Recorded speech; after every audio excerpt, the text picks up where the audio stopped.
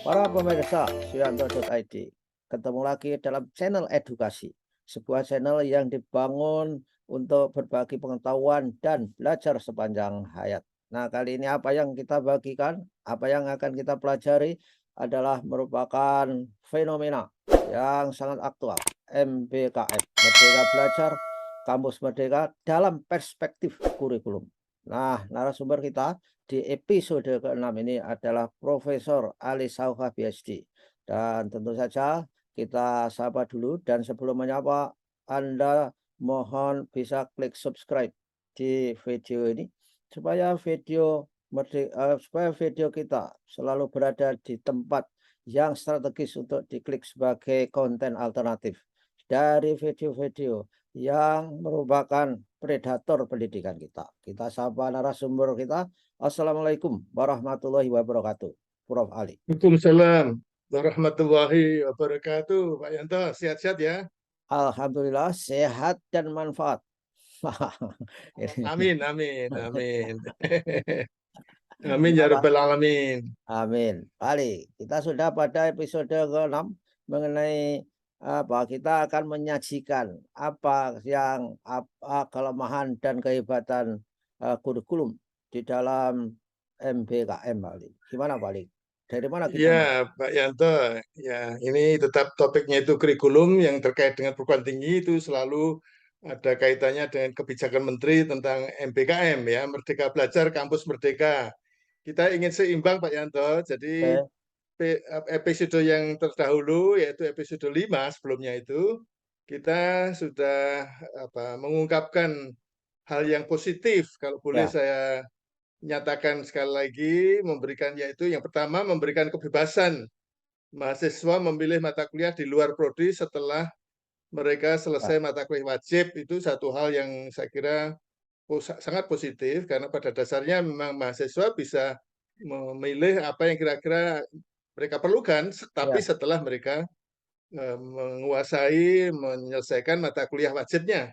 ya, Yang kedua, itu eh, penting sekali bahwa pada dasarnya kebijakan Menteri MBKM ini mengingatkan prodi untuk mengevaluasi kurikulum prodi. Jadi ini seringkali terlupa juga dan kemudian berkolaborasi ya dalam kaitannya dengan pengembangan kurikulum perguruan tinggi itu berkolaborasi untuk bisa berkembang mengikuti perkembangan zaman gitu, tapi harus dilihat apakah itu sebetulnya prodinya itu pendidikan akademik atau pendidikan vokasi. Jadi kalau kalau pendidikan akademik itu berkolaborasi dengan pihak di luar prodi dalam mengembangkan kurikulum mengikuti perkembangan iptek.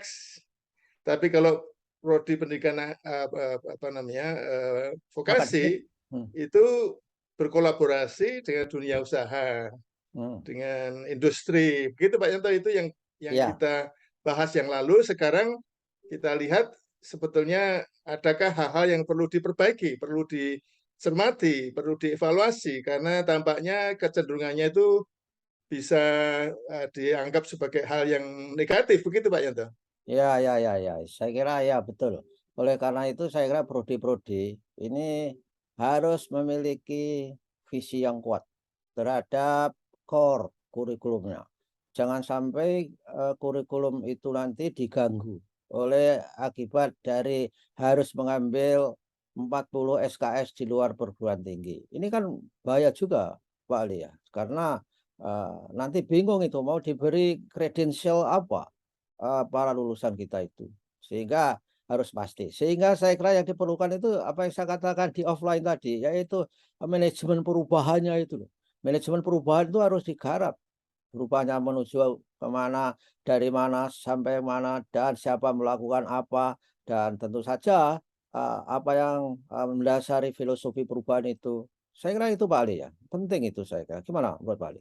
Ya, betul itu saya kira perlu dicermati. Padahal sebenarnya ini kan sudah jelas acuannya itu undang-undang Hmm. tentang pendidikan tinggi itu acuan yang khusus untuk pendidikan tinggi termasuk bagaimana pengembangan kurikulumnya yang Hmm. jelas-jelas masih sangat mudah dipahami adalah adanya 3 jenis pendidikan di perguruan Ya, tinggi, yaitu pendidikan akademik, ini pendidikan vokasi, dan pendidikan profesi. profesi. Ya, tampaknya Pak Yanto, Ya.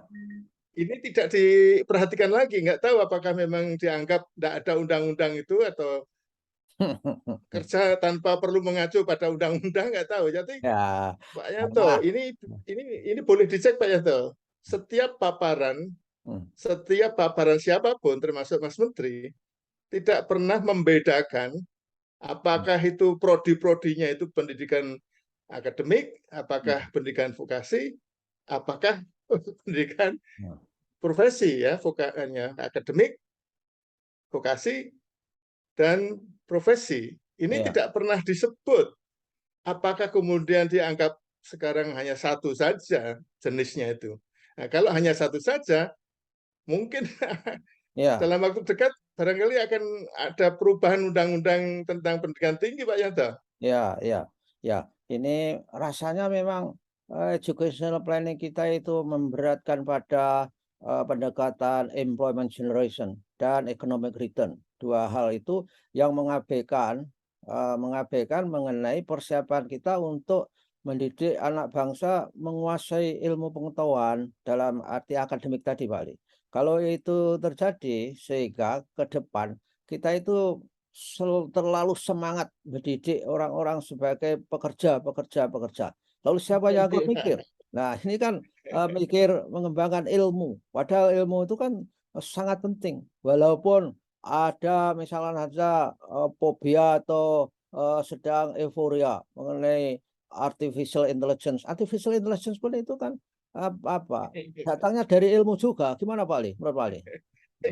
Iya, ini ya saya melihatnya memang ini perlu dicermati, disadarkan apakah dengan sengaja mau mengubah undang-undang itu yang terkait dengan masalah jenis pendidikan. Jadi misalnya bayangkan Pak Yanto, Hmm. sekarang ini ya artinya pendidikan akademik kan jelas. Pendidikan Ya. akademik itu arahnya adalah menekuni bidang ilmu dan kemudian mengembangkan bidang ilmu itu melalui penelitian-penelitian. Mhm. Jadi artinya misalnya kalau sekarang katakanlah yang paling ekstrim itu pendidikan apa namanya yang prodi prodi filsafat, Hmm. prodi matematika murni, Hmm. misalnya prodi prodi sastra ya Hmm. sastra apapun lah gitu.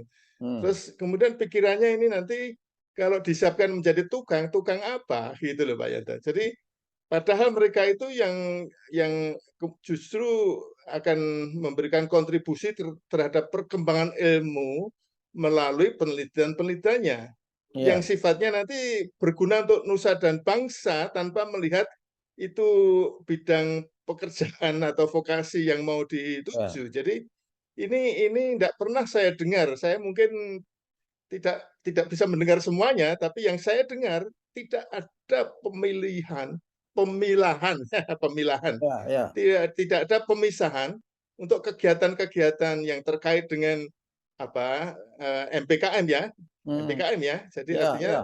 termasuk ya segala macam termasuk pengambilan mata kuliah di luar perguruan tinggi, di luar program studi itu disamakan saja semuanya. Oleh Hmm. karena itu Pak Yanto, ini saya kira perlu disadarkan, ini mau sengaja atau karena tidak dicermati oleh tim pengembang MBKM begitu Pak Yanto. Saya kira agak sengaja paling supaya karena kan tidak ada guidance yang jelas sehingga ibaratnya seperti pendidikan dasar menengah misalkan paling kurikulum merdeka itu akhirnya membagi sekolah-sekolah itu ke dalam 3 makom yaitu merdeka mandiri belajar, mandiri berubah, mandiri berbagi. Nah dari masing-masing makom itu tidak ada petunjuk jalan kemana. Nah, mirip-mirip di MBKM ini. Orang disuruh mengambil 40 SKS di luar perguruan tinggi, tetapi guide untuk supaya warna dari pendidikan, terutama pendidikan akademik yang dimaksud Pak Ali tadi, tidak ada sama sekali. Bagaimana supaya pendidikan akademik itu tetap eksis, seperti, bidang-bidang yang, basic ya, basic science itu tetap ada, tidak mengandalkan saja untuk kepentingan, pragmatis jangka pendek. Dalam jangka panjang saya kira kita suffer lot, ketika kita tidak, memperhatikan pemilahan dan pembedaan jenis-jenis pendidikan di perguruan tinggi itu, Pak Ali. Ya, gimana, Pak Ali? Ini. Ya Pak Yanto, saya ingin mengingatkan bahwa pada dasarnya ilmu itu jelas selama ini berkembang itu akan memberikan kontribusi terhadap peningkatan mutu kehidupan manusia, bahkan mungkin Ya, betul. kehidupan makhluk yang lain. Mhm, Kalau ya, ini kemudian ditinggalkan, siapa yang nanti dari ya, ya. Indonesia itu bisa memberikan kontribusi terhadap perkembangan ilmu? Kontribusinya kan di vokasi saja, jadi seolah-olah semuanya itu pendidikan vokasi. Mhm. Jadi secara signifikan itu ya kontribusi keilmuan melalui tentu pertama pada tingkat sarjana lebih banyak menekuni ya. Nah, Di tingkat S2, S3 lebih banyak menghasilkan temuan-temuan yang bisa mengkontribusi terhadap perkembangan ilmu, dan ilmu yang berkembang itu akan bisa meningkatkan mutu kehidupan manusia dari waktu ke waktu, ya, menghasilkan teknologi, ya, menghasilkan segala macam hubungan antar fenomena, hubungan antar variabel yang kemudian memunculkan keilmuan-keilmuan teori-teori baru itu ya, diperlukan. ya, Itu ya, hasil dari pendidikan akademik Pak Yanto, ya, S1, betul, S2, betul. S3 gitu. Ya, seperti yang dicontohkan Pak Ali tadi seperti pendidikan sastra misalnya saja. Itu jangan dianggap remeh bahwa, bangsa kalau tidak memahami sastra bangsanya, itu kan akhirnya kering dalam Betul, nuraninya, kering dalam karakter. betul. Banyak sekali kan tokoh dunia dari orang sastra yang bisa menjadi kritikus Ya, ulung, sehingga bisa menjadi jalan. Nah sekarang di betul, SMA segala macam itu yang namanya membaca sastra itu sudah nggak ada lagi, sastra karya kita itu, Wali. Nah, ya ini kan betul. walaupun ini ngomong bukan perguruan tinggi ya, tapi ini kan akhirnya ketika masuk ke perguruan tinggi itu kita itu zero, zero sastra. Dulu kita kan masih Iya, suruh baca Abdul Muiz Layar Terkembang, kemudian macam-macam lah itu gitu. itu Nah, konsumsi hati Pak Yanto, itu ya, jadi kan estetika konsumsi dan hati itu. ya, itu estetika itu penting. Dan mudah-mudahan profil Pancasila itu juga, diintegrasikan di dalam MBKM. Saya tidak tahu caranya seperti apa itu. Nah, nggak tahu lah. Satu hal lagi Pak Yanto yang ingin ya ini tiba-tiba saya ingat ya.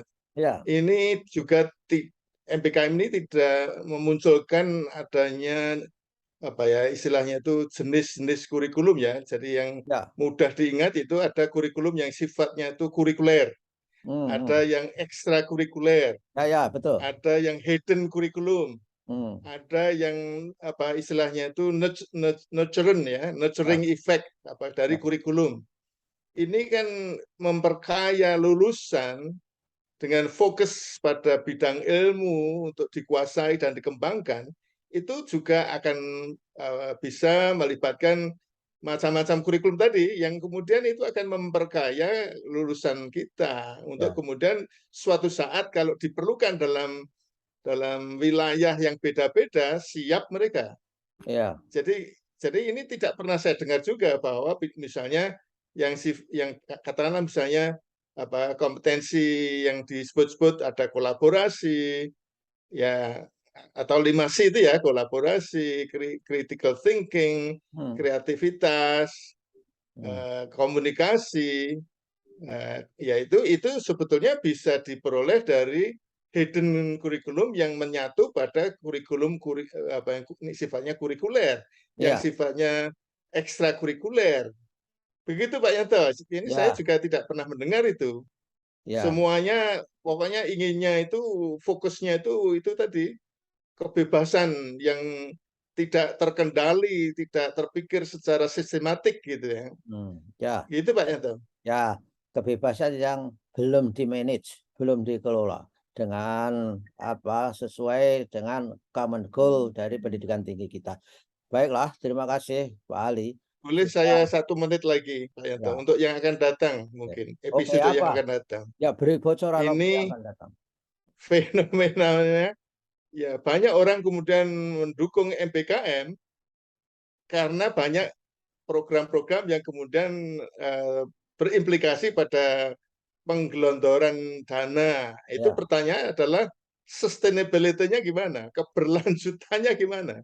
ya, Nanti ya, kalau kemudian menteri berikutnya tidak lagi ingin membelanjakan uangnya untuk kegiatan MPKM ini, apakah akan berlanjut itu Pak Yanto? Itu pertanyaan yang perlu kita bahas nanti pada episode yang berikutnya. ya. Terima kasih Pak Yanto. Ya, terima kasih Pak Ali. Itu persoalan insentif. Jadi insentifnya memang difokuskan kepada MDKM ini.